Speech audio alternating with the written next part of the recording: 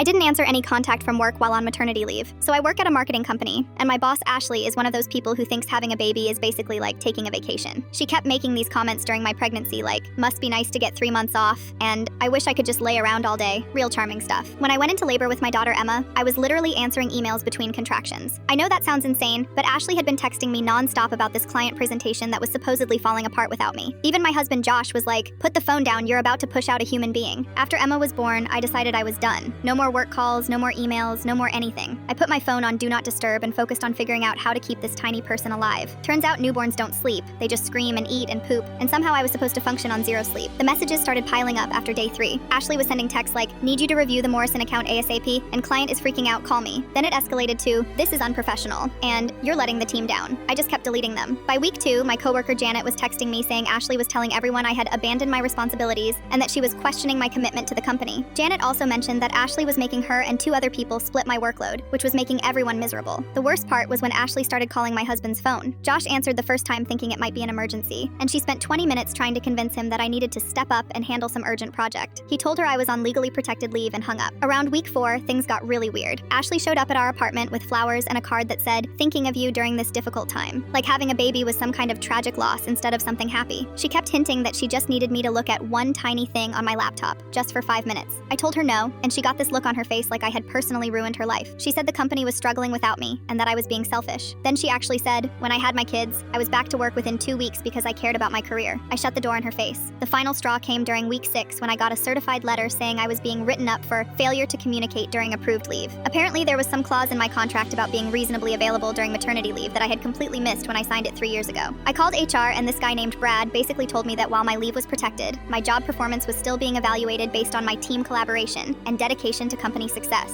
He said Ashley had documented multiple attempts to reach me for critical business needs, and that my refusal to respond was being seen as a pattern of poor judgment. That's when I realized they were building a case to fire me. So I did something kind of genius. I forwarded every single inappropriate text, email, and voicemail to my personal lawyer, along with documentation of exactly when Emma was born and when my leave was supposed to start and end. Turns out what they were doing was super illegal, like federal lawsuit level illegal. My lawyer sent them a letter that basically said, stop contacting my client or we're taking you to court for violating the Family and Medical Leave Act. Ashley called me crying the next day saying it was all a misunderstanding and that she was just trying to help me stay connected to my work family. Too little, too late. I came back after 8 weeks to find my desk had been moved to this tiny corner near the bathroom. My biggest client had been reassigned to Janet, and Ashley was treating me like I had some kind of contagious disease. She would literally walk past my desk without making eye contact. The final insult was when she handed me a performance improvement plan on my second day back, citing my communication issues and lack of team engagement during my leave. I signed it, walked to HR, and quit on the spot. Now I work remotely for a company that actually respects the fact that people have lives outside of work.